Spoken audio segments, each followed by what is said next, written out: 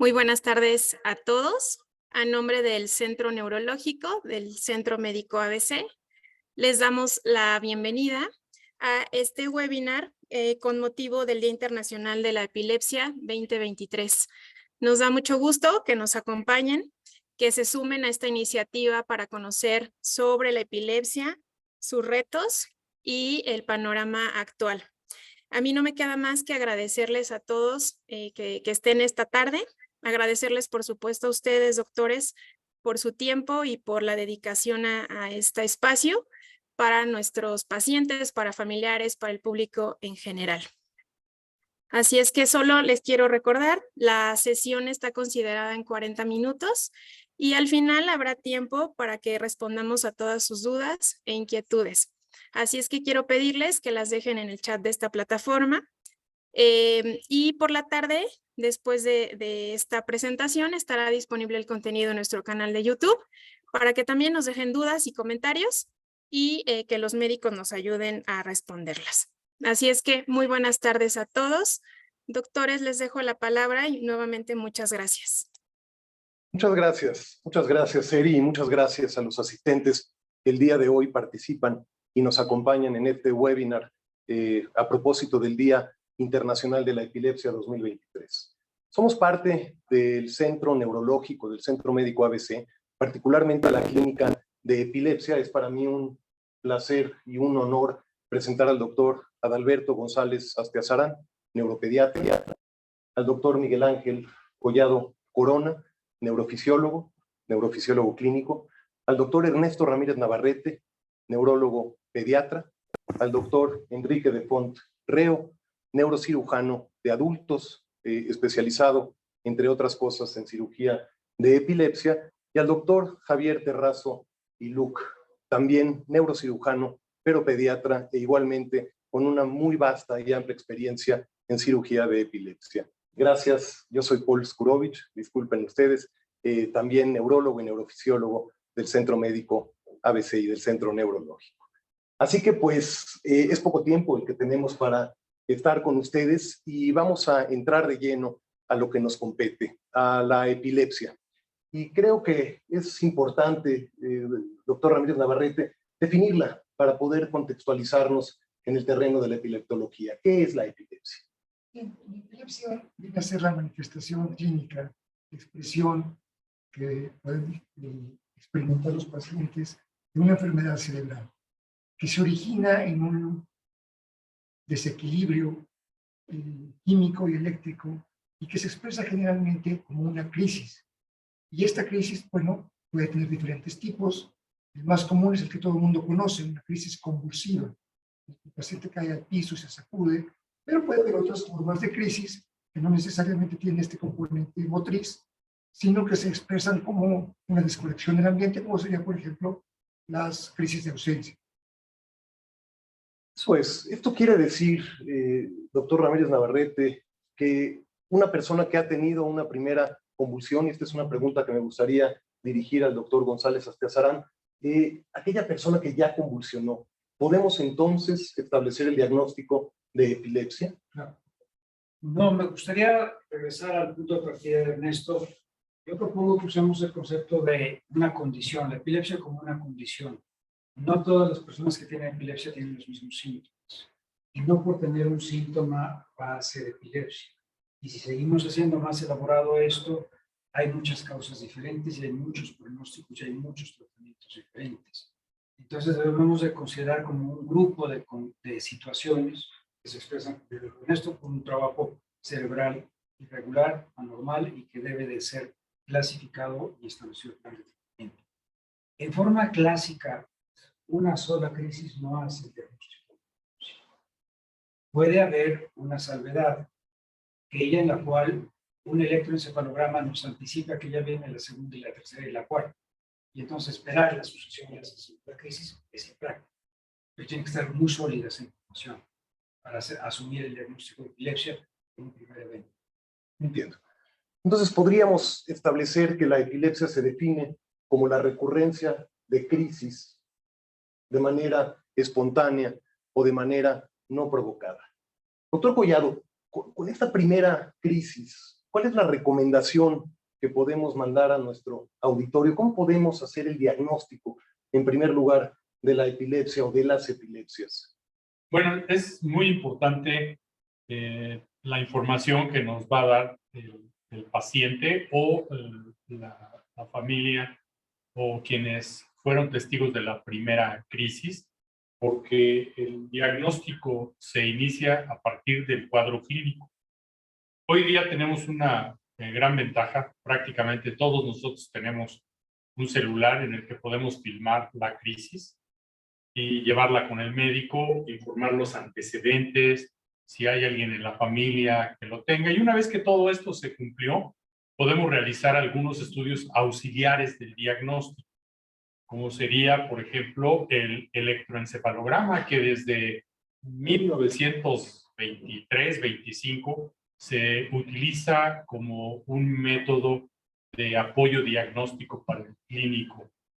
De la misma manera, se pueden utilizar otros recursos como los recursos de imagen, básicamente hablando de la tomografía axial computada o de la resonancia magnética de cráneo.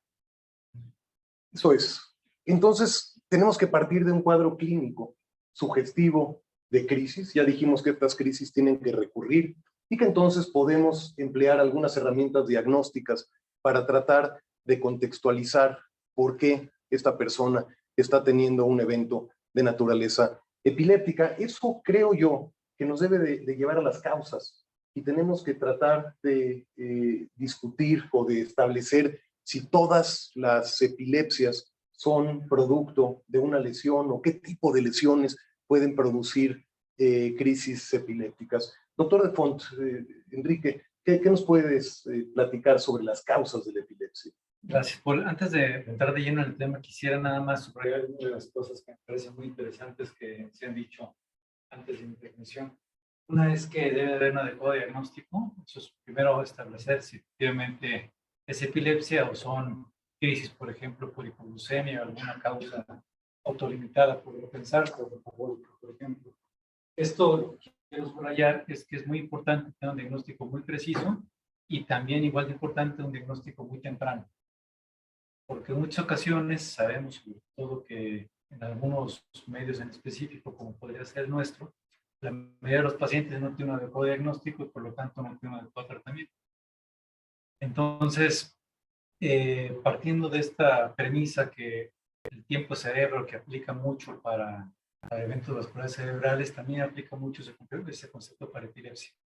Entonces, es muy importante que ante la sospecha de una epilepsia, aunque sea una etapa muy inicial, de buscar la mejor atención posible en el menor tiempo posible, y ahí es donde comienza el trabajo clínico. Muy importante establecer el diagnóstico. Como ya se comentó, son muchas las causas y pronósticos de la epilepsia. Todo parte en gran parte del diagnóstico. Entonces, hay algunas que son genéticas, donde realmente muy poco podemos hacer desde el punto de vista curativo. Hay otras que son, por ejemplo, traumáticas, infecciosas. Hay algunas que son por hipoxia perinatal, por ejemplo. Y algunas otras tienen mucho que ver con alteraciones estructurales que podemos identificar, como ya decía el doctor Collado, por medio de una resonancia magnética con una buena resolución. Entonces, partiendo de ahí, muchas veces encontramos una explicación estructural, un diagnóstico estructural de la epilepsia, y también otra cosa muy importante es un adecuado registro de un electroencefalograma, que muchas veces también podemos identificar que hay una, vamos a decir, como una huella dactilar, una característica muy específica de los hallazgos de la electroencefalografía, que también nos permiten establecer un diagnóstico. Entonces, pues para terminar esta primera etapa de mi participación, es decir, que ante la sospecha de epilepsia, vayan inmediatamente a buscar la atención más oportuna y no dejar que esto se convierta en algo más complicado, y pues la ruta ya la establecerán los doctores de... Completamente de acuerdo. Y creo que toda esta información es relevante porque también debemos de mencionar lo frecuente que es la epilepsia en nuestro medio. Hay reportes en donde se calculan más de 50 millones de personas que padecen epilepsia en todo el mundo.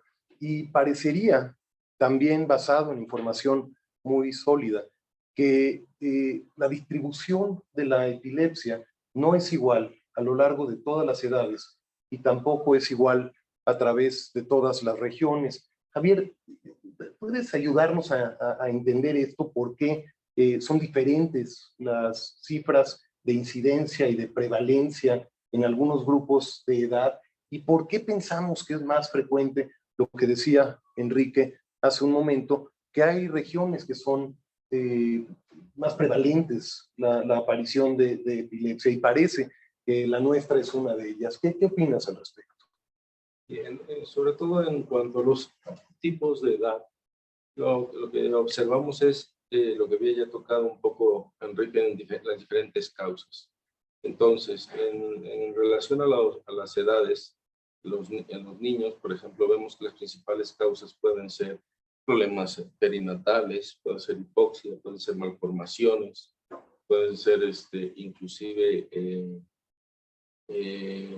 datos de malformaciones mayores, las cuales cambian y por eso en ciertos grupos de edades, sobre todo al principio, podemos encontrar mayores incidencias de crisis.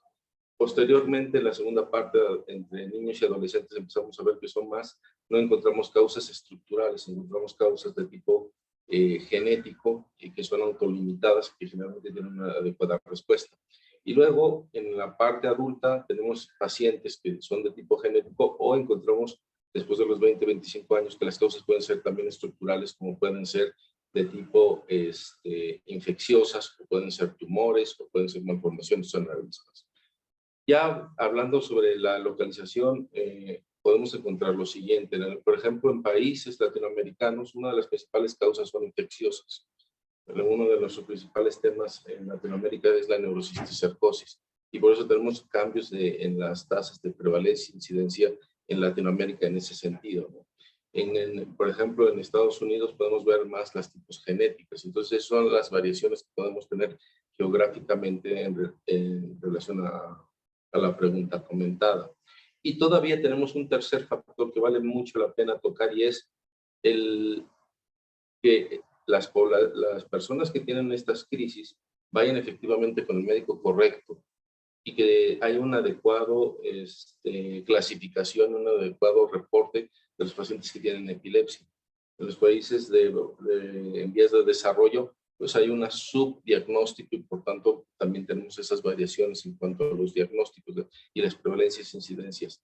Entonces, como pueden ver, es una situación multifactorial y que va a depender de la edad, va a depender de la etiología y va a depender también de lo que es el registro, ¿no?, de ellos. Esta información es fundamental, Javier. Si entendemos entonces la aparición de la epilepsia en los diferentes grupos etarios, podemos entenderla como una representación bimodal, en donde en el primer año de la vida y después de los 60 años de la vida van a ser mucho más frecuentes. Esto no quiere decir que la epilepsia no pueda afectar a cualquier persona en cualquier momento de la vida, pero tenemos que estar particularmente atentos a estos extremos. Y hablando de extremos, hablando de vulnerabilidad, también mencionábamos ya que hasta un 80% de las personas con epilepsia vive en países con tecnologías emergentes. Esto parecería un problema de salud pública importante. Adal, ¿qué podemos hacer? ¿Por qué algunas de las causas que estamos ahora mencionando parecería incluso que son prevenibles? ¿Cómo podemos enfrentar este problema en un país como el nuestro, en donde parecería que tenemos una incidencia aún mayor que en otros países? Claro. Sí, nuevamente en secciones de edades, en temprana edad, los problemas de atención perinatal generan dificultades y secuelas neurológicas, de las cuales no solamente la epilepsia está presente, pero evidentemente una mejor atención perinatal va a reducir la posibilidad de epilepsias adquiridas por mala oxigenación arterial. Segundo, el tema de situaciones infecciosas e insuficientes inmunizaciones, programas de vacunación deficitarios o fallidos que permitan la adquisición de enfermedades que pueden dar problemas postinfecciosos como la epilepsia. Los traumatismos son un poco más adelante en el grupo de edad, Y así vamos evolucionando. El tema de consumo de sustancias tóxicas también puede facilitar esto. Como secuelas, sino como que habría que diferenciar. Si uso ahorita que toqué el tema de consumo de tóxicos, si alguien convulsiona por una intoxicación alcohólica, no es garantía de que sea una persona con epilepsia. Puede ser solamente un momento agudo que tuvo y habrá que volver con calma y revisar si quedó ese cerebro con una marca. Hay cosas no evitables en los primeros 6 años de vida, como es tener fiebre. Sabemos que las crisis convulsivas febriles no son epilepsia, tienen unos reglamentos de diagnóstico y de clasificación y que es una predisposición que depende de la edad. Desaparece con o sin medicamentos cuando estamos frente a un cuadro de crisis febriles clásicas. Es un poco lo que puedo contar aquí. Los traumatismos de manejar en condiciones de ebriedad evidentemente aumentan la cantidad de secuelas postraumáticas para el tipo de epilepsia. Y hablabas de incidencia, quiero detenernos. Cuando hablamos de incidencia, hablamos del número de casos nuevos en una población por 100.000 habitantes. Y cuando hablamos de prevalencias, la presencia de todas las personas que tienen ese diagnóstico en ese mundo. Y ese en nuestro país es entre 1.8 y 2%. Si me permiten hacer las cuentas facilitas, déjenme llevarlo al 2%. Si somos 125 millones de mexicanos, 128, estamos hablando de 2,5 millones de personas con epilepsia en nuestro país. Tanto las que no son en su causa prevenibles como las que sí pueden ser. Y eso sabemos, lo estaremos platicando en nuestra conversación, cómo se van filtrando y se van estratificando los casos de diagnóstico en medio y de malo. Esta es nuestra población. Entonces, esto sugeriría que el impacto en la población es tremendo y probablemente sea diferente el impacto en la población pediátrica y en la población de adultos, más allá de las crisis. ¿Cómo vive Ernesto, Javier, una persona que ha sido diagnosticada con epilepsia desde el punto de vista, Ernesto, primero escolar y académico? ¿Hay algún impacto negativo? ¿Es algo que se puede obviar y pensar que no va a tener repercusiones en este sentido? Bien, va a haber un impacto, ya ahorita lo mencionaba muy bien, en que tenemos que ver la epilepsia sí, como un conjunto, pero también podemos dividirla. Sabemos que un porcentaje muy importante de pacientes va a tener una buena respuesta a un tratamiento medicamentoso de un solo fármaco, y estos pacientes tienen la posibilidad pues, de tener una vida académica más o menos estable. Siempre va a haber factores que van a influir. Sabemos que los niños en general tienen situaciones que afectan su aprendizaje. Problemas en la atención, problemas propios del aprendizaje de la lectura, problemas propios del aprendizaje de la aritmética, problemas de ansiedad, problemas sociales, y a esto le llamamos comorbilidad. Entonces, la comorbilidad va a impactar a todos los niños, pero los pacientes que tienen epilepsia tienen un mayor índice, una mayor presencia de comorbilidad, y esto nos va a afectar. Cuando tenemos niños que tienen epilepsia, una forma de epilepsia que no responde en forma sencilla a los medicamentos, entonces vamos a tener que usar más de un medicamento. Entonces los medicamentos empiezan a jugar un papel en deteriorar las capacidades de aprendizaje. Entonces, esto quiere decir que un niño que ha sido diagnosticado con epilepsia debe de abandonarla, debe de creársele un ambiente y un entorno diferente al que sus hermanos o sus pares y sus primos están acostumbrados. ¿Cómo debemos de entender esta situación en la población pediátrica? Sí, mira, hay un punto que quiero retomar precisamente de Ernesto y era, el 80%, tanto adultos como niños, van a responder con un medicamento. Estos pacientes no van a tener ningún tipo de problema en general, llevan su vida normal, ya enfocándonos a los niños, hacen sus actividades, practican deportes, tienen un control adecuado, van a la escuela. Ese grupo, el afortunado de 80% que el medicamento está funcionando, es precisamente el grupo que queremos. Queremos darle una vida normal a un niño y tiene una vida normal. El problema es ese 20 que no se pueden controlar de manera adecuada. Ese 20 que tienen 3, 4, 5 medicamentos que además de que están teniendo el deterioro por el descontrol de crisis, tienen además los efectos secundarios de tantos medicamentos. Y es precisamente en este grupo en el que vemos mayores afecciones en su desarrollo psicomotor, tienen problemas de lenguaje, tienen problemas de concentración, motores, tienen que ir a veces a la escuela con lo que se le llama una sombra, algo que los está cuidando. Entonces, ese grupo es precisamente el grupo que no llegan a tener una vida normal. Es el grupo que no los dejan hacer varios deportes porque tienen miedo a la familia de que vayan a convulsionar y algo les pase. Y entonces se va decrementando la calidad de vida tanto del paciente como de la familia, porque la familia vive en un riesgo.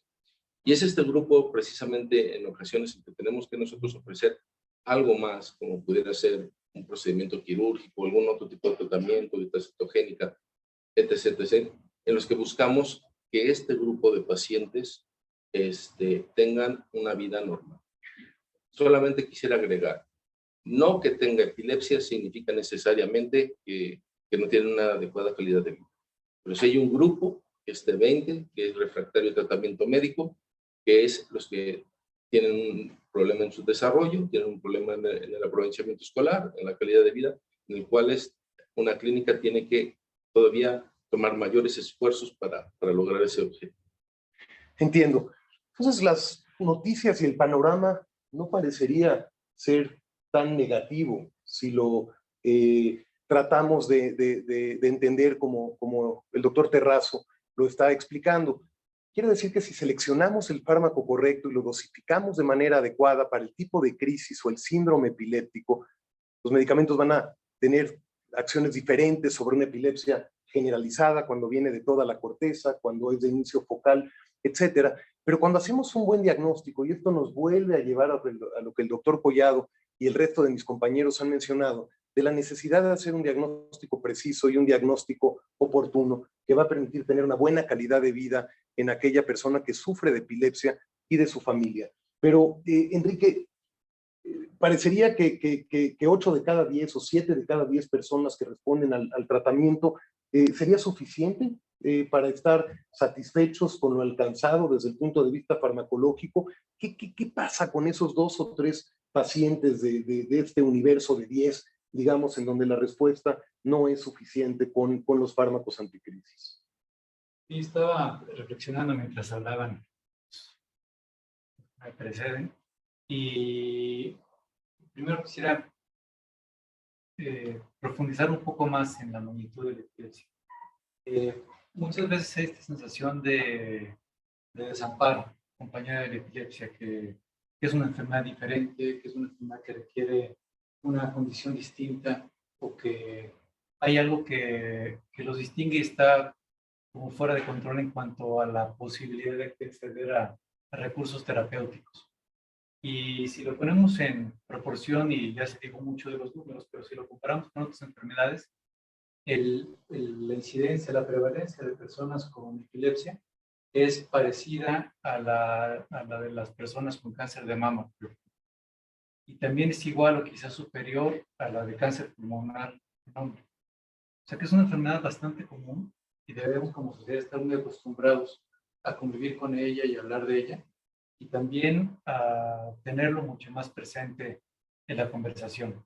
Y justamente esto nos lleva a ese 20 o 30% que nos acabamos de poner de acuerdo si es 20 o 30%, porque tiene mucho que ver con que este gap, esta brecha entre el inicio de los síntomas y el adecuado tratamiento, es que es muy marcada. Entonces hay un mal control de las crisis en un buen número de personas, no porque sean casos refractarios, sino porque no tuvieron acceso a un adecuado diagnóstico, a un adecuado tratamiento, o es una forma muy tardía, en la que ya hay algunas secuelas, por ejemplo, de retraso en el desarrollo social, que se van quedando relegados a los estudios.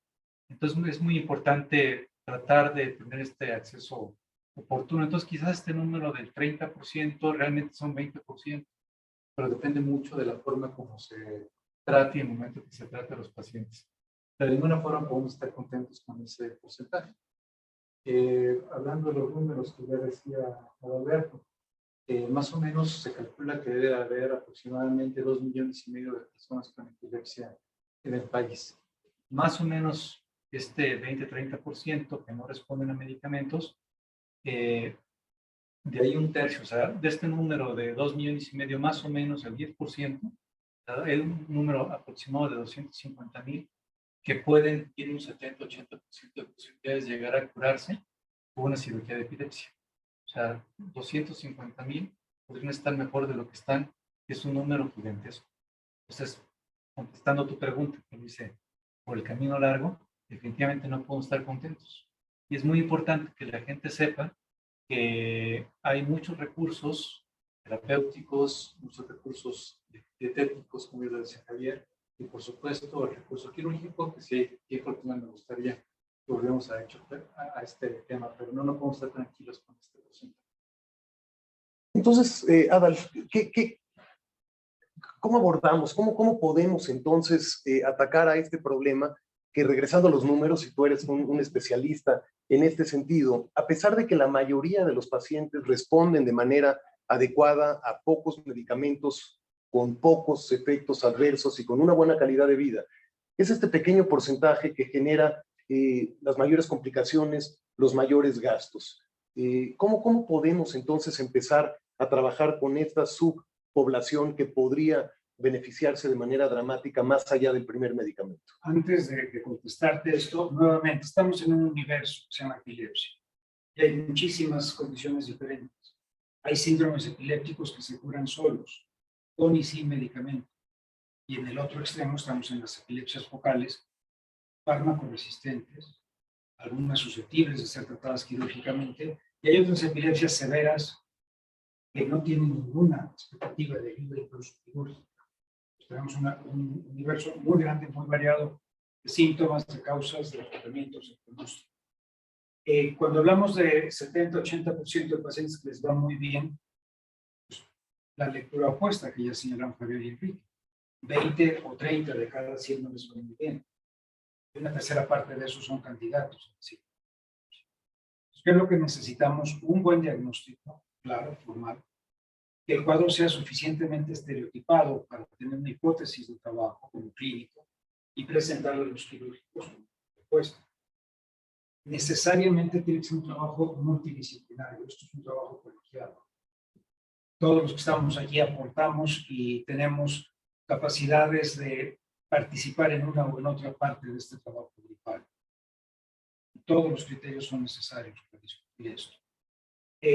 Si hablamos de un paciente, me voy a adelantar, los van a lograr mucho mejor. Yo, que tiene una malformación muy selectiva en una zona del cerebro, y así nació, tendrá la evaluación quirúrgica y que genera una epilepsia que no es controlable con medicamentos, genera el inicio de la evaluación de datos de epilepsia, donde como clínico son muy simples, el tema. Debemos de saber que la zona que estamos identificando es verdaderamente la responsable de la epilepsia, que el retiro de ella no va a agregar morbilidad al paciente, no va a agregar más dificultades. Eso es lo que veo clínico. Entiendo, Ernesto, pero tenemos muchos fármacos disponibles. Nuestro arsenal para el tratamiento y el control de la epilepsia es tremendo.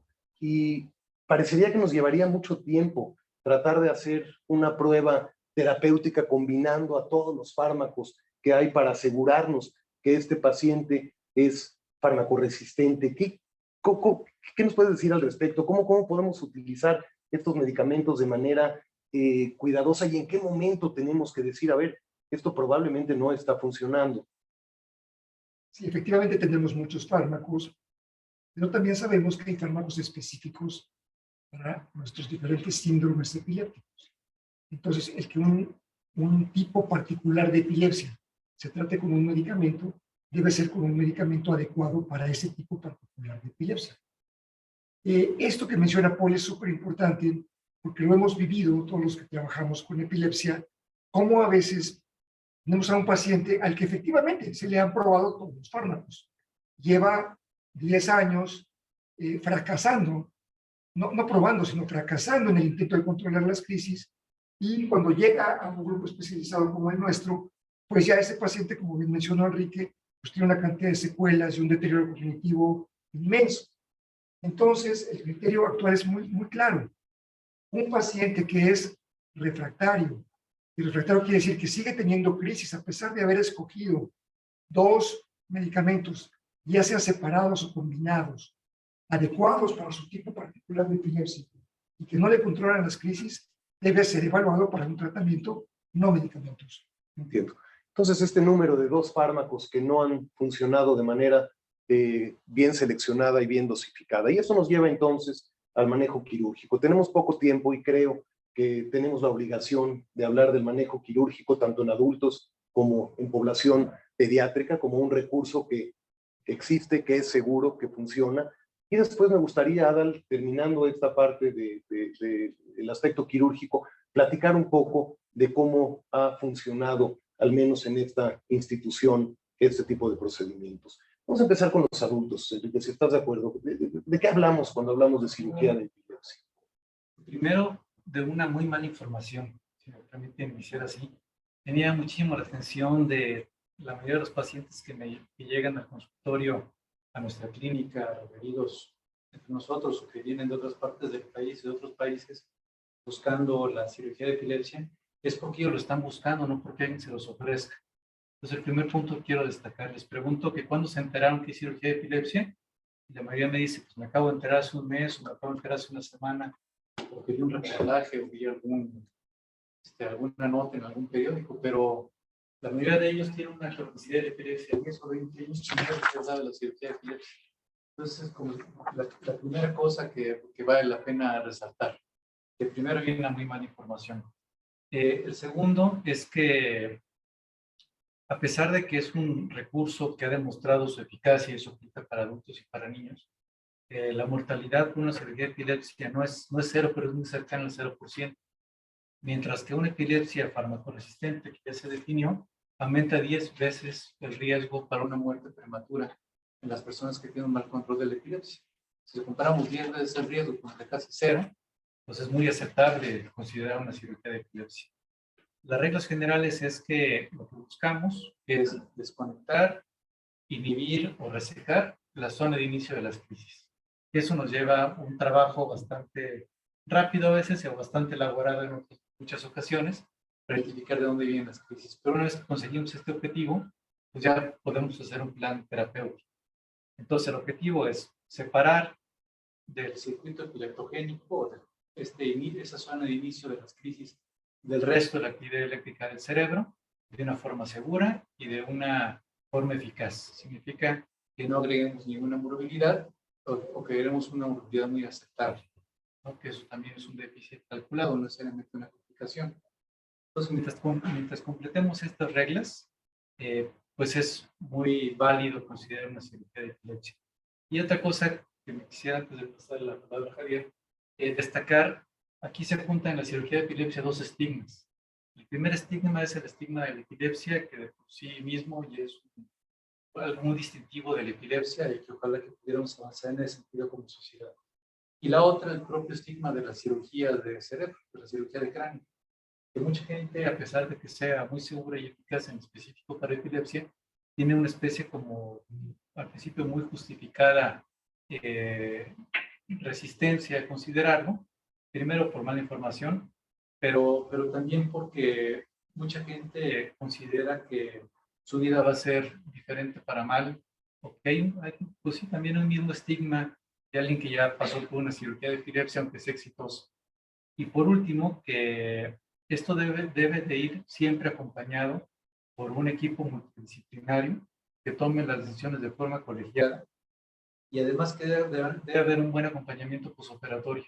No nada más es la cirugía, que de eso nos encargaremos los cirujanos en nosotros, pero nos encargaremos nosotros.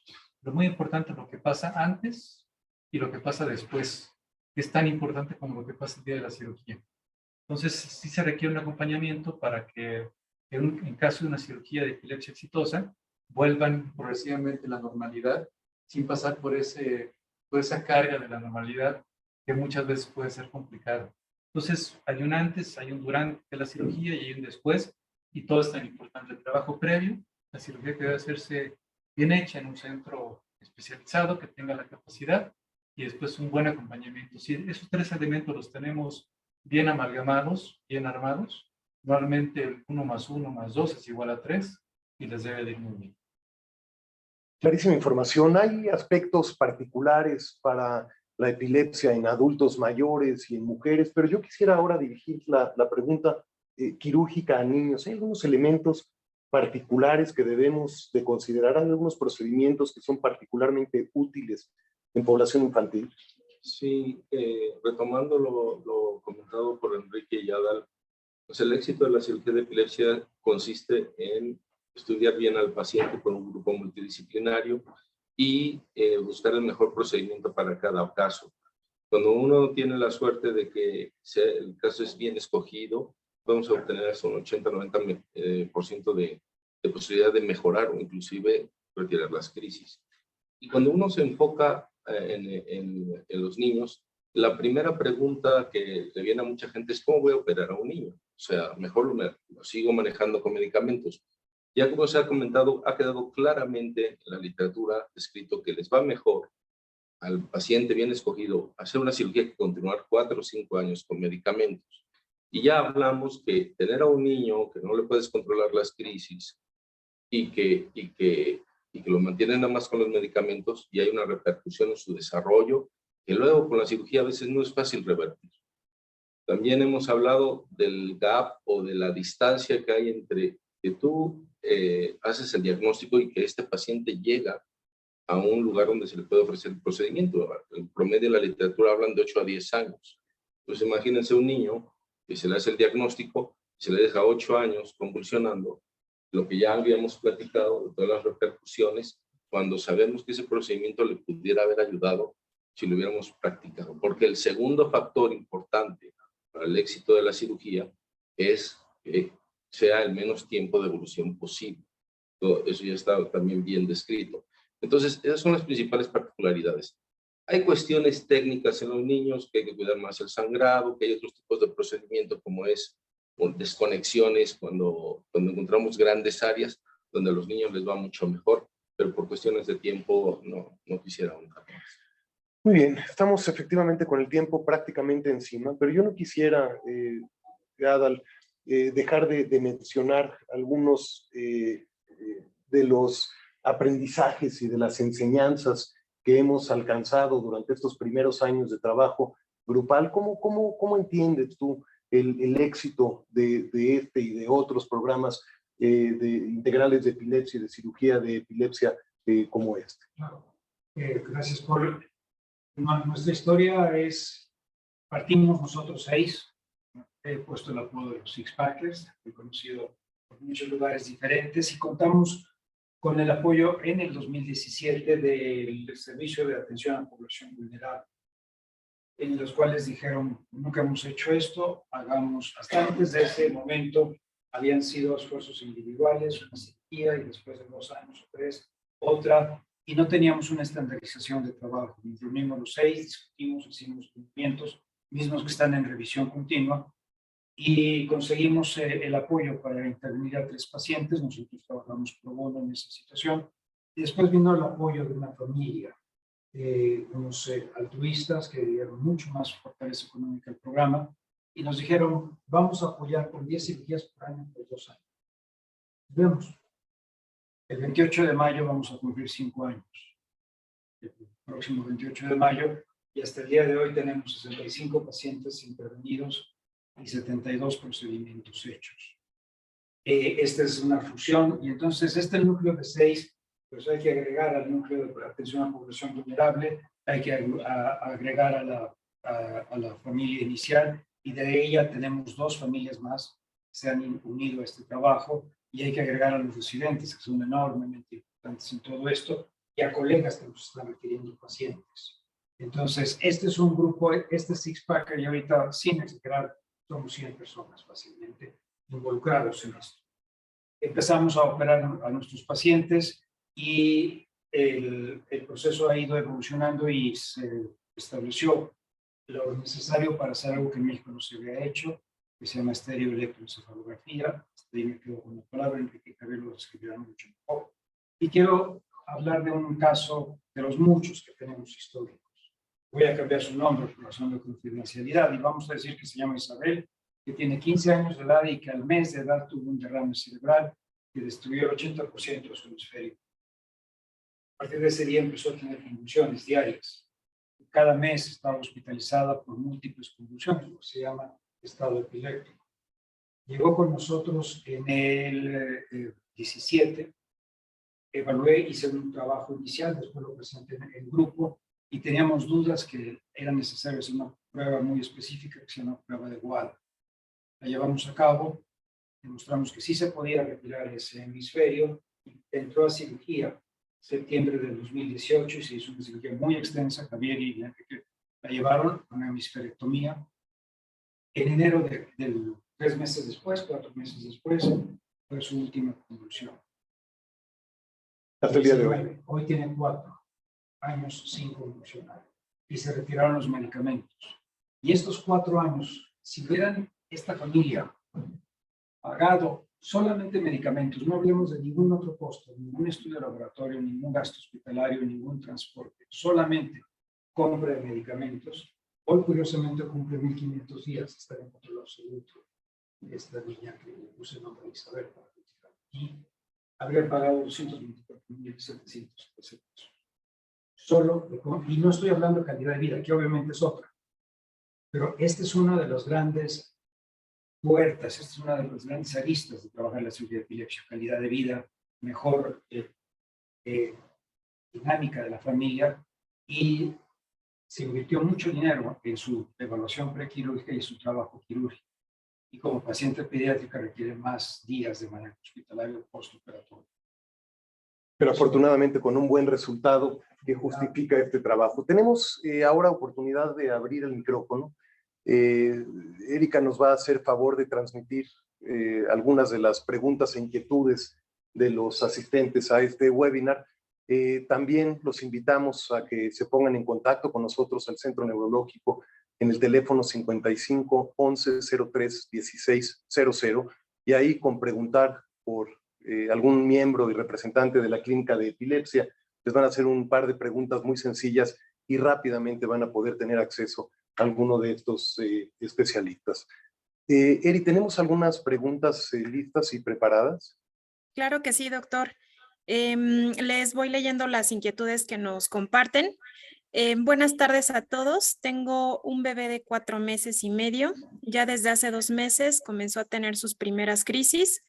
Se realizaron los estudios que hace un momento ustedes mencionaron, como electroencefalograma, tomografía y resonancia magnética. No encontraron la causa por las que estén sucediendo. Lo que nos comentan es que a pesar de los medicamentos que tiene, no se han podido controlar al 100%, ya que le está pasando entre 1 y 5 veces. Nos pregunta, bueno, ustedes, ante esta situación, ¿qué sugieren realizar para controlar y diagnosticar de manera certera? Ernesto, tiene dedicatoria esta pregunta para ti, creo yo. Bueno, este caso que nos pregunta esta familia viene a corresponder a esos casos que no son sencillos, los que no corresponden a esto que hemos mencionado repetidamente, el gran 70-80% que responden bien. Y además, por lo que mencionan, pues están enfrentando una dificultad diagnóstica. Este es el tipo de paciente que se debe ser evaluado. Y pues lo ideal sería ponerse en contacto con una clínica de epilepsia para evaluar los estudios que tiene, para ver qué estudios faltan por realizar, para ver si los medicamentos que ha recibido son los más adecuados para ese tipo de epilepsia, y una vez que se tenga toda esa información, generar un plan de trabajo que permita identificar plenamente el diagnóstico y posteriormente establecer el mejor tratamiento posible, ya sea farmacológico, dietético o quirúrgico. Entonces, esencialmente hay que acercarse a un especialista. Tenemos que corroborar que el diagnóstico de epilepsia es correcto, ¿no? Existe la posibilidad de una pseudofármaco-resistencia, es decir, que los medicamentos no funcionan, no necesariamente porque estaban mal seleccionados, sino porque los eventos a veces están mal diagnosticados como epilepsia. Entonces, creo yo que parte del mensaje es que cuando no se ha alcanzado un control total de crisis en un tiempo razonable, se deben de acercar a un especialista el pediatra debe de canalizarlos, debe de referirlos con un neurólogo pediatra o de adultos, y ante la falla de control se deben de acercar a un equipo inter y multidisciplinario para la evaluación completa de estos pacientes. Ojalá que sea completa esta respuesta para la familia. La siguiente pregunta es. Gracias, doctor. Le preguntan también, tengo un hijo con autismo, 18 años de edad, y a pesar de tener ya medicamentos, sigue convulsionando a veces hasta cada semana o periodos más cortos. ¿Puede ser considerado para una cirugía? Y nos deja aquí los medicamentos que toma, pero creo que ustedes necesitarían una revisión más profunda, me imagino. Sí, hay que evaluar mucha información, están coincidiendo los diagnósticos serios ambos, una epilepsia de difícil control, porque se describe, y un cuadro de autismo, que habría que validar que sea formalmente el diagnóstico de ambas condiciones. Y antes de contestar sí o no es un candidato a cirugía, tenemos que establecer las bases de la epilepsia, la posibilidad de qué tipo de tratamiento quirúrgico, si fuera el caso, puede beneficiarle. En algunas ocasiones, aún agotando todos los estudios posibles, el resultado final es que no va a haber beneficio con un trabajo quirúrgico. No es un recurso absolutamente indicado para cualquier paciente que tenga problemas de epilepsia. Entonces, sí es muy difícil entrar en detalles de este panorama serio que la familia está viviendo. La mamá está viviendo con su hijo. Hay que evaluar muchos detalles. Me gustaría agregar a lo ya comentado por el doctor Adal, que el diagnóstico de sea o no de autismo no lo excluye como candidato para un procedimiento quirúrgico. Lo que va a depender es, obviamente, revisar, analizar el caso, ver la clínica, ver efectivamente todo lo que comentó el doctor Adal, pero sí, no por ser autista, no por tener autismo, significa que no pudiera beneficiarse de una cirugía. Y podemos agregar otros diagnósticos como parálisis cerebral, como discapacidad cognitiva. Esas otras condiciones no invalidan una indicación quirúrgica siempre y cuando la hipótesis esté sólida. Gracias. Les preguntan también en cuánto tiempo se puede realizar un diagnóstico de una persona fármaco resistente, si es en días o incluso meses. Bueno, preguntas muy oportunas y difíciles de contestar de manera genérica. Nosotros, para establecer el diagnóstico de una epilepsia farmacoresistente, ya platicamos un poco de cuáles son los criterios que empleamos. Y esto habitualmente lo tratamos de hacer en el menor tiempo posible, en el tiempo más corto que podamos. Y estamos habitualmente hablando de los primeros 6 a 12 meses para agotar esta posibilidad de control con medicamentos bien dosificados y bien seleccionados. Existe otro criterio, y esto es a propósito de recordar que las epilepsias tienen un comportamiento muy diferente entre una persona y otra, y las herramientas que utilizamos para medir el control de una persona no necesariamente aplican para otra. Una persona que tiene crisis semanales, por supuesto que esperaríamos que en un par de meses sea suficiente el tiempo de evolución para pensar que está respondiendo al tratamiento. Sin embargo, ¿qué pasa con una persona que tiene 1 o 2 crisis al año?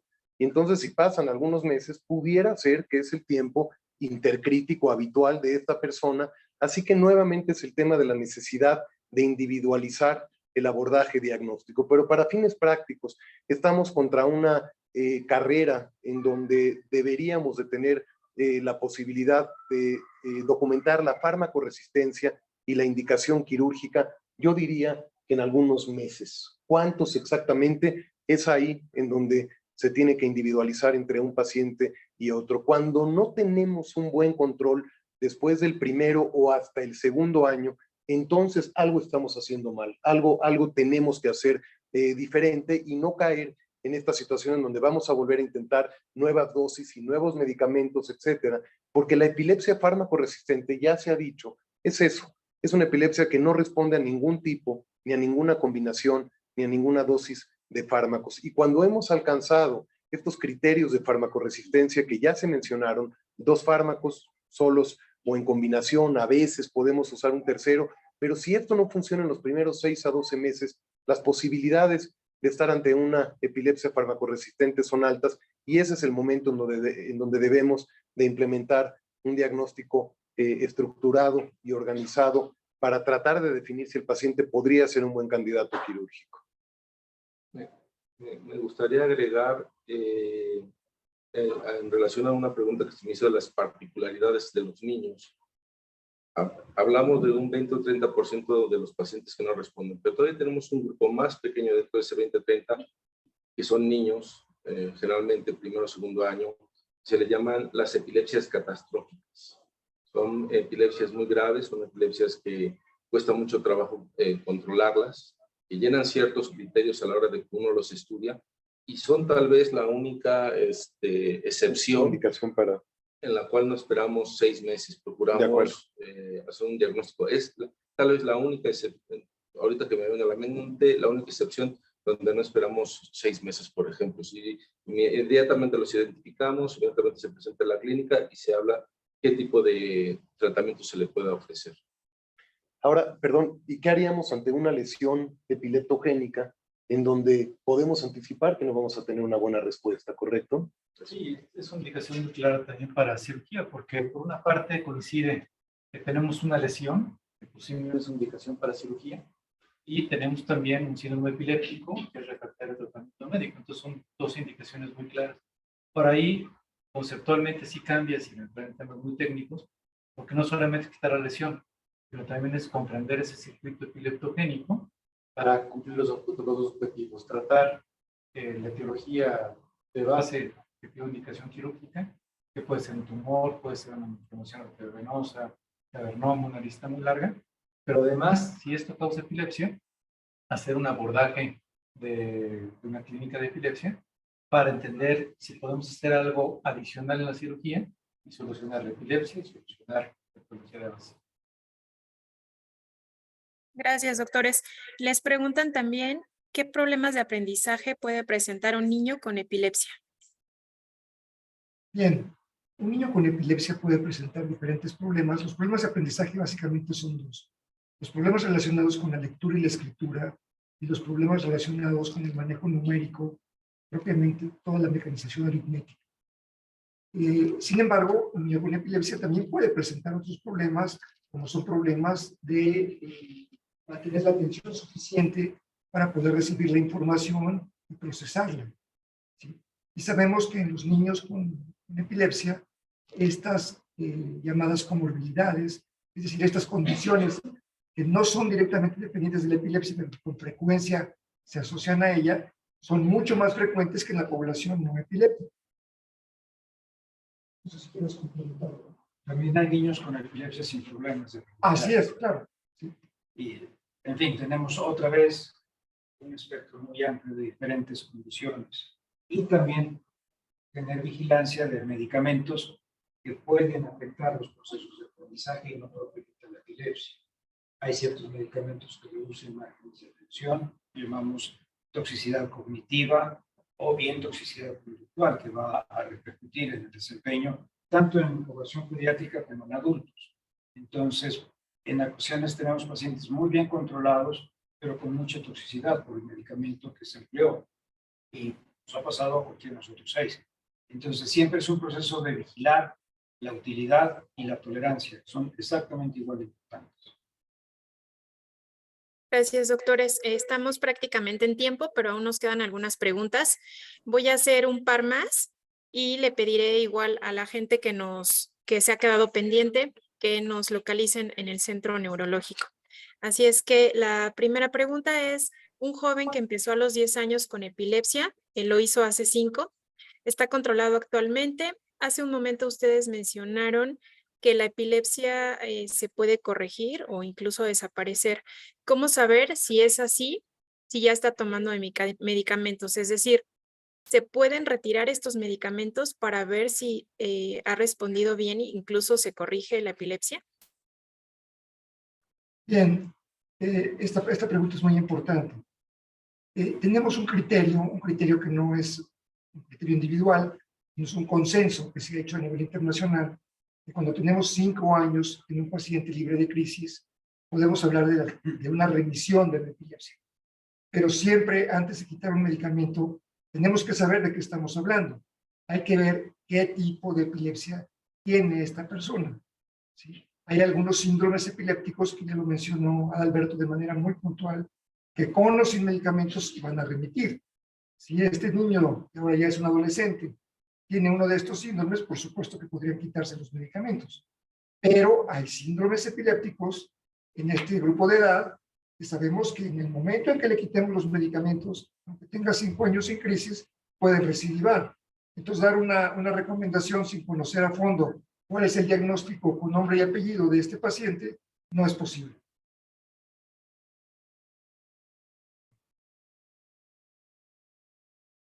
Gracias, doctor. También preguntan si todos los pacientes inician forzosamente con tratamiento de fármacos o si pueden ir directo a la posibilidad de cirugía para corregirla.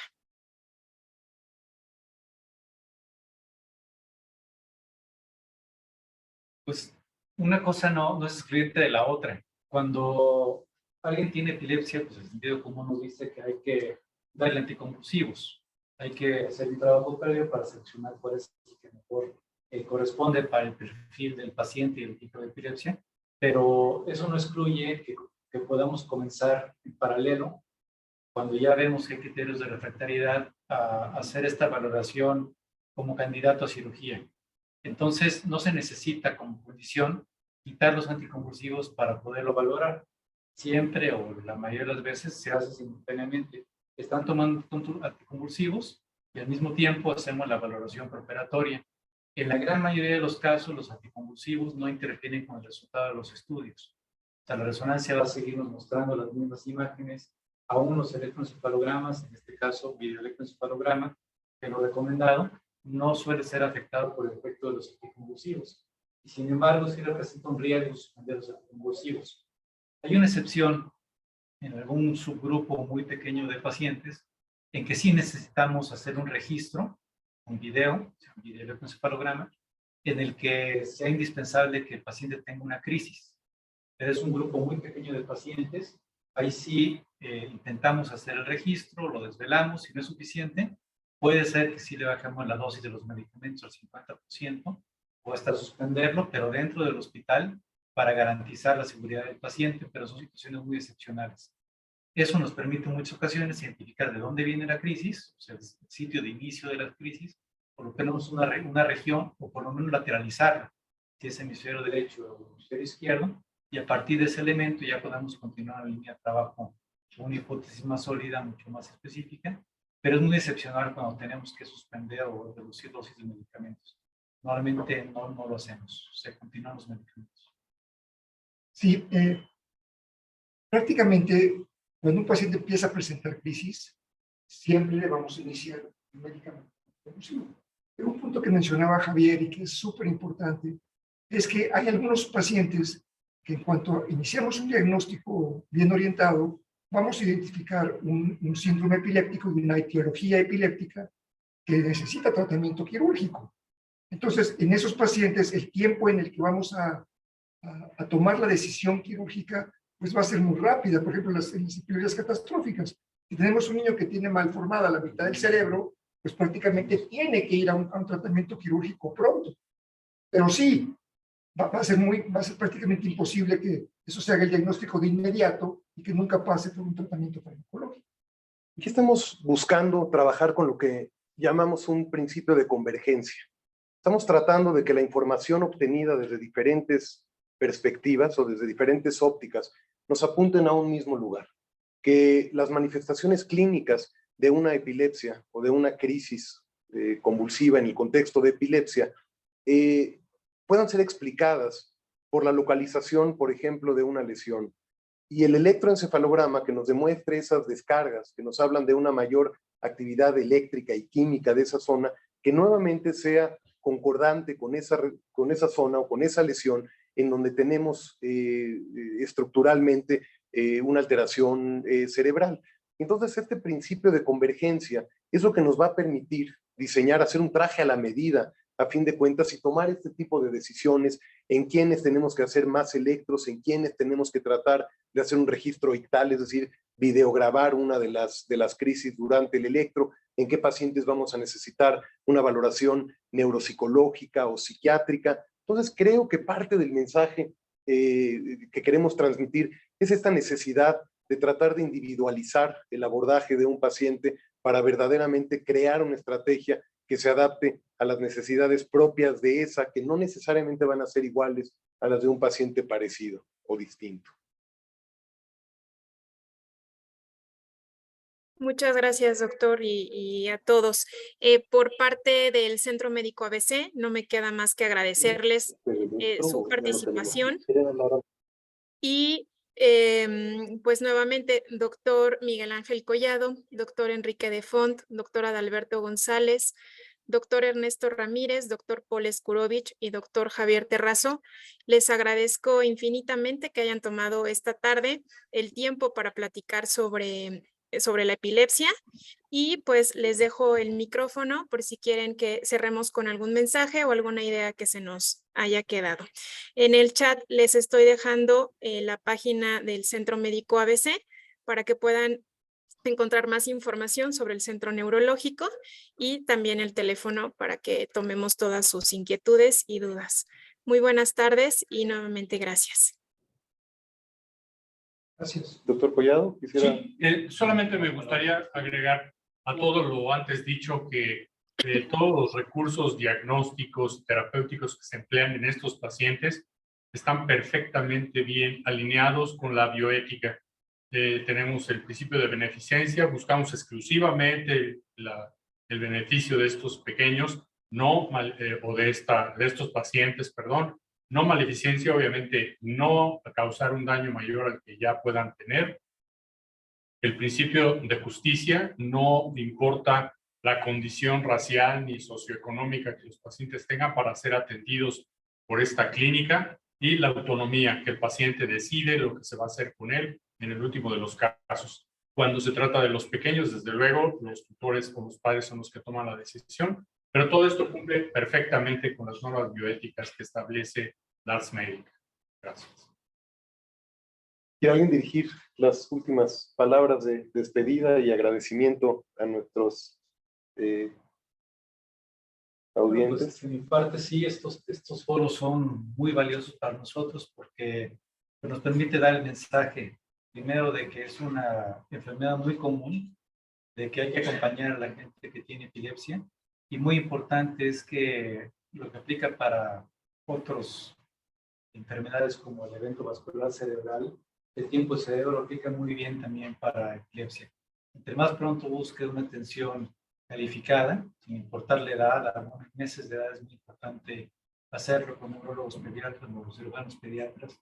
Igual en adultos, buscar un centro o un especialista que esté capacitado para tratar la epilepsia hace una diferencia muy importante a largo plazo, y que se haga o no se haga en el momento adecuado es para toda la vida. Hay muchos centros en todo el país, hay muchos neurólogos que están muy bien capacitados en la mayoría de las ciudades medianas, pequeñas y por supuesto en las grandes. Hay algunos centros básicos de cirugía de epilepsia, algunos centros avanzados de cirugía de epilepsia como el nuestro, que tenemos la posibilidad de ofrecer tratamientos mínimamente invasivos para cirugía de epilepsia, tanto para diagnóstico como tratamiento, como la estereoencefalografía. En otro momento, si hay oportunidad, ya se platicará, pero el tiempo es cerebro y es muy importante buscar atención.